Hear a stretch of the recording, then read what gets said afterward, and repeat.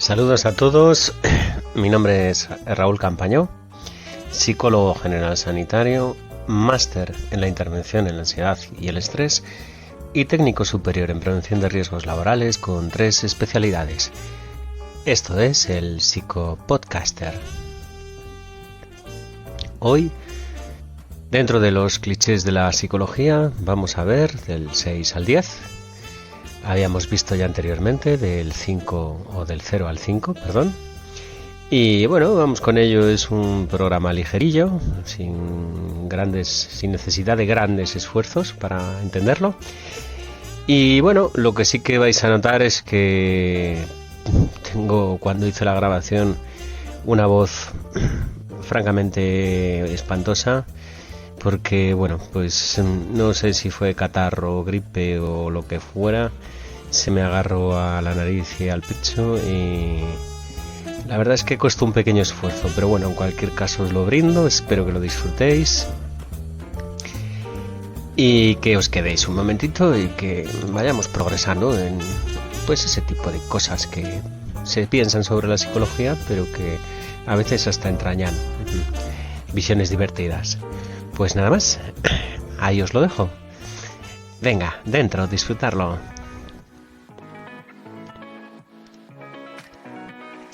Pues vamos con el número 6. Eres psicólogo, tendrías que saber lo que pienso. Bueno, estas cosas cuando se oyen se las toma uno en broma porque aunque alguien sí que pueda decirlas en serio, pues todos compartimos y partimos de la base de que nadie te va a leer la mente. De hecho, si alguno puede demostrar que lee la mente, me parece que hay una asociación americana que ofrece $1 millón a quien lo pueda corroborar. Eso o cualquier cosa parecida. Creo recordar que el premio es de $1 millón y está en el banco desde hace 2 o 3 décadas esperando a que el primero lo haga. No sé si requiere mucha explicación. Los psicólogos no tenemos una bola de cristal. Imagino nuevamente que este cliché viene un poco del cine y como si los psicólogos, por el hecho de serlo, nos convirtiéramos en una especie de Sherlock Holmes de la mente y que a través de un titilar de párpados, una dilatación de la pupila, la sudoración de la frente, la caída de ojos, supiéramos lo que la otra persona tiene en la cabeza sin que nos lo diga. No sé si algún día la tecnología llegará a eso, pero de momento ni los psicólogos ni la tecnología leemos la mente. Algunos dirán, hay cacharros que a través de instrucciones mentales mueven un brazo, por ejemplo. Bueno, ahí lo que está leyendo el aparato es una onda cerebral, no la mente. En cualquier caso, tranquilos, lo que está dentro de nuestra mente, de momento, al menos, está bastante seguro. Número 7, muy relacionado, por no decir que viene a ser lo mismo. Los psicólogos debéis saber cuándo os mienten. Pues pasa lo mismo. Lo que está en la cabeza de uno es exclusivamente de uno. De eso ya se dan cuenta los niños cuando son muy pequeños, pero que muy pequeños, y cuando dicen sus primeras mentirijillas. Aunque no tienen muy claro cómo explicar el fenómeno, ya saben que lo que ellos tienen en la cabeza no tiene que ser compartido por toda la humanidad. Y por lo tanto, pueden decir lo contrario de lo que piensan en función de lo que en un momento dado les puede interesar. Así que los psicólogos no sabemos leer la mente y quién te miente o quién te dice la verdad. Hay que ver a adultos preguntándote, tú que eres psicólogo, ¿sabes si te están mintiendo o no? Pues no, señores, ese poder, ese superpoder no nos lo dan en la carrera. Para los que estéis tentados de decir que existen polígrafos y que los manejan psicólogos, diremos que los polígrafos no te dicen en realidad si alguien miente o no miente, sino que te dan una serie de parámetros según los cuales el especialista interpreta si alguien le dice o no le dice la verdad, pero es eso, una interpretación.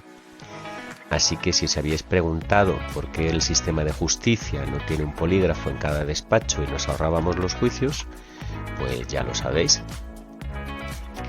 Había por ahí un caso célebre, aunque no recuerdo dónde lo leí ni quién es el autor, en que planteaba la siguiente situación. Un paciente con un trastorno mental muy grave, por el cual estaba ingresado en un sanatorio. No vamos a abundar en los clichés, ni vamos a decir diagnósticos, ni nada de ese tipo. Para el ejemplo nos da lo mismo. Pues el paciente un día preguntó que cuándo se podía volver a su casa y le dijeron que cuando mejorase completamente. Parece que sobró el milagro y al día siguiente el paciente empezó a comportarse sin un solo síntoma de su enfermedad. Le sentaron al polígrafo, le preguntaron que si ya estaba recuperado, él respondió que completamente y el polígrafo vino a decir que mentía. Bien. Forma parte un poco del anecdotario y no creo que sea cierta la historia, pero es más un chiste sobre el polígrafo que sobre sus propias capacidades. Eso no iba en el guión, pero para ejemplo de que mentir es más complicado que el simple hecho de no decir la verdad. Por otro lado, no soy experto en polígrafos, aunque alguno he toqueteado en el laboratorio de la Complutense cuando estudiaba el máster de ansiedad y estrés hace unos cuantos años. Pero no me equivoco al deciros que objetivamente no se puede a día de hoy saber quién miente y no, salvo por los métodos tradicionales, es decir, contrastar la información. Por muy psicólogo que sea, sin mucho polígrafo que tenga ese psicólogo, puede tener indicios, a veces indicios tan buenos que te permiten inferir que alguien no dice la verdad, pero esto sí que no es una ciencia exacta. Parece también que hay ciertas personas con una predisposición natural a percibir mentiras, pero eso, pues igual que de forma natural hay gente que corre más que otro y ya está, punto, no hay más. 8. Los psicólogos cobráis un pastón. ¡Wow! Pues esto se responde con 3 palabras, ja, ja y ja, pero lo voy a desarrollar un poco, claro. Si solamente se tiene en cuenta lo que se cobra, pues sí, se cobra un pastón. Ahora, si tenemos que tener en cuenta que llevar una consulta conlleva estudios universitarios, másters, instrumentos de medida, a fin de cuentas es una empresa y se paga autónomos. Si ejerces en un local, el local se paga. En fin, los 2 primeros años que un psicólogo pone su consulta suele tener pérdidas. Y con mucha suerte ese segundo año va comido por servido, hasta que se hace pues una clientela. Dentro de esto también hay unas tarifas estándar de las que hay gente que pide pues por encima de esos mínimos y el cliente que lo desee, el cliente o paciente que lo desee, si lo puede pagar, pues lógico, pues escogerá un psicólogo que sea de su conveniencia independientemente de que le cueste un poco más. Otra cosa con la que además estoy totalmente de acuerdo es que la seguridad social debería tener totalmente integrado al psicólogo hace muchas décadas y con muchísima más representación de la que hay.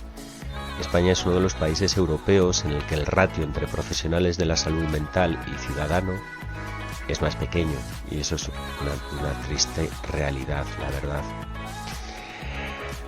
Ya que estamos, pues recordemos que no hay una salud física y una salud mental. Salud hay una. Y hoy la demanda de psicólogos es un clamor social y, en fin, ya sabemos todo lo que ha sucedido en los últimos años, un tanto tristes. Pero lo que sí que vemos es que la necesidad de psicólogos supera con mucho a la capacidad que en estos momentos la propia seguridad social ofrece. No añado más porque no vamos a abundar, al menos hoy, en cosas que todos más o menos sabemos y están admitidas por todo el mundo. Los datos cantan de por sí. 9. Otro muy bueno. Yo no creo en la psicología. ¡Wow! Cuento la siguiente anécdota. Tengo un amigo enfermero que en una comida de amigos pues empezó a ponernos unos cafés con hielo, cogiendo los hielos con las manos, y cuando todos más o menos le miramos raro y le protestamos, pues contestó: es que yo no creo en las bacterias. Pues ya lo veis, aunque tú no creas en las bacterias sí que creen en ti. Dicho esto, creer o no creer en la psicología, pues sería planteable si la psicología fuese una religión, una doctrina política o el cuento del ratoncito Pérez, del que, por cierto, y por exigencias del guión, ya sabéis, pues subí un podcast sobre ese tema. Si tenéis peques y os interesa, pues los podéis buscar y lo podéis buscar y compartirlo con ellos. Decía, en la psicología no se cree, puedes estar de acuerdo o en desacuerdo, pero todo lo que se dice en psicología ha de estar refrendado no por uno, sino por varios estudios científicos. Sabéis que una de las condiciones sine qua non de la ciencia es que sea replicable, es decir, que sobre los mismos fenómenos estudiados, medidos con los mismos instrumentos, en poblaciones semejantes, empleando constructos teóricos similares y otra serie de garantías, los estudios se puedan replicar, que es la palabra clave, replicar de forma independiente. Es decir, que lo mismo nos daría estudiar un fenómeno psicológico aquí que en otro país, siempre y cuando las desviaciones culturales estén contempladas, y por cultura no me refiero a todo lo que uno sabe, sino los valores que se adquieren por el hecho de vivir en un determinado sitio con unas determinadas costumbres, ¿vale? Si esos valores culturales están compensados, ¿vale? Los resultados tienen que ser iguales o similares, muy similares, ¿vale? Volvemos a aquello de que en estadística, porque la investigación en psicología y en otras muchas, también se hace así en medicina, las investigaciones son todo operaciones estadísticas, y ya hemos dicho que en estadística 2 y 2 son entre 3 y 5, ¿vale? Manejamos los rangos. Poco más en cuanto a lo dicho. Aunque tú no creas en la psicología, no te preocupes. La psicología sí que cree en ti y además te puede ayudar. 10. Interprétame un sueño. ¡Guau! También he de decir que con los años esto se oye menos y que eso también es un síntoma de que cada vez más personas sí saben lo que es la psicología o tienen una idea aproximada de lo que es. Bueno, vamos a ir pasito a pasito. Eso de los sueños, que todo el mundo asocia con Freud, viene de mucho más lejos que Freud. Seguramente el primer ser humano, si no antes, porque los animales sueñan, ¿vale? Ya se preguntaba qué era aquello que sucedía en su cabeza mientras dormía, o qué significaba, o si simplemente significaba algo. Es un poco perturbador eso de dormirse y vivir cosas que no has vivido durante el día, o recordarlas, o modificarlas, o cambiarlas. A esta pregunta se han dado muchísimas respuestas desde el principio de la humanidad, ¿vale? Por ejemplo, todos nos acordamos de José, el personaje bíblico que le explicó al faraón su sueño, se lo interpretó de que, bueno, pues había 7 vacas flacas que se comían a 7 vacas orondas y que eso significaba que venían 7 años de abundancia y después 7 años de crisis en los que la miseria se comería la bonanza anterior. Además de esto, José, que era bastante espabilado, le dijo al faraón que fuese haciendo hucha, porque los 7 años que iban a venir no iban a durar para siempre y que eran habas contadas. Bueno, le salió bien. Gracias a eso Egipto se salvó y además se hizo inmensamente rico cuando comerció durante los años que había escasez, pues como ellos habían hecho granero, pues hicieron una operación comercial muy interesante. Por lo que yo sé, actualmente una de las señas culturales que se mantiene en Egipto es que desayunan contándose los sueños y entre ellos se los interpretan. Bueno, pues es algo más o menos pues cultural y aceptado y lo guardan como costumbre, ¿vale? Pero bueno, pasamos a Freud. En la historia de cómo escribió y cuándo escribió el libro de la interpretación de los sueños, que es uno de los más conocidos que ha escrito, y que además no solamente habla de la interpretación de los sueños, habla de muchas más cosas, pues es una historia que se conoce poco, ¿vale? El caso es que según parece lo escribió en pocos días y en pocas noches y según se cuenta parece que del tirón. Hay algunos que dan otra explicación o dan una explicación de por qué le pasó eso, por qué entró en esa fiebre y se puso a escribir durante días y noches.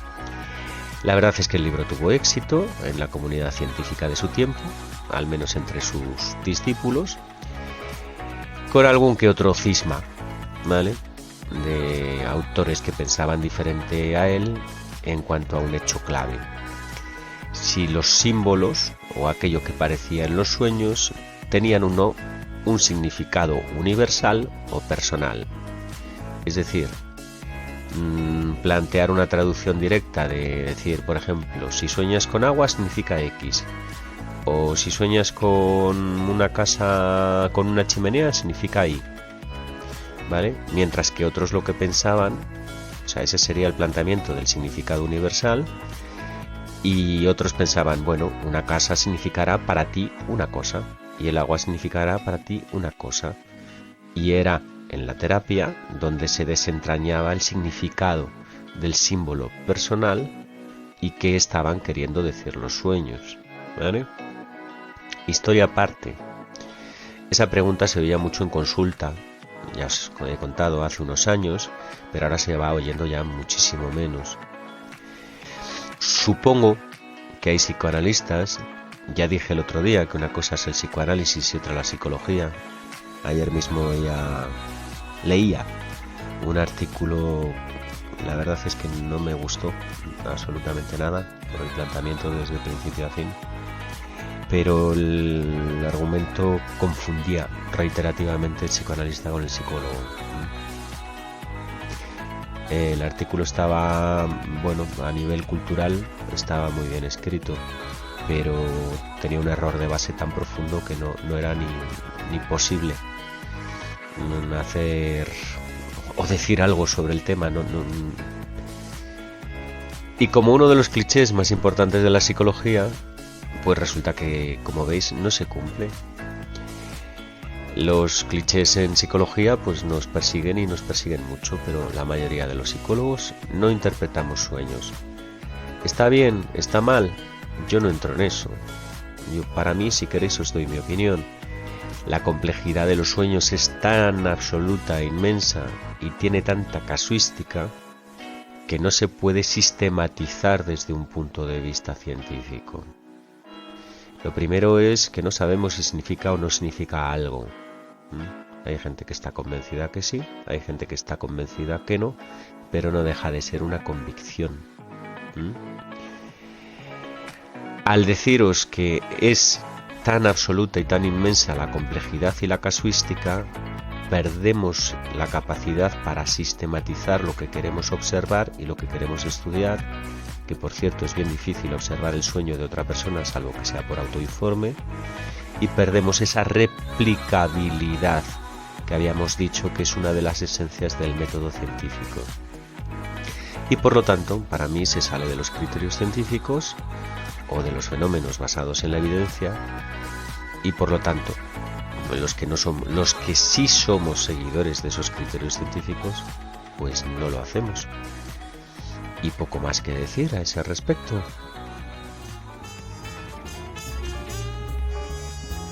Bueno, pues hasta aquí.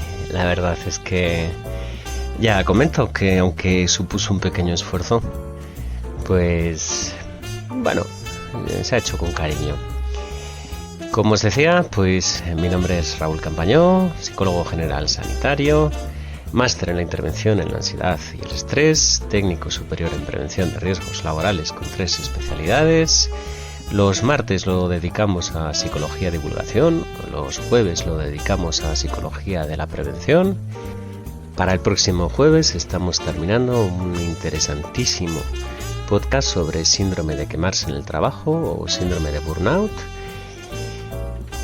Y invitarte a que leas, investigues, aprendas, vayas a terapia si lo necesitas, porque la psicología no solo es la ciencia del comportamiento, también es la ciencia de la felicidad.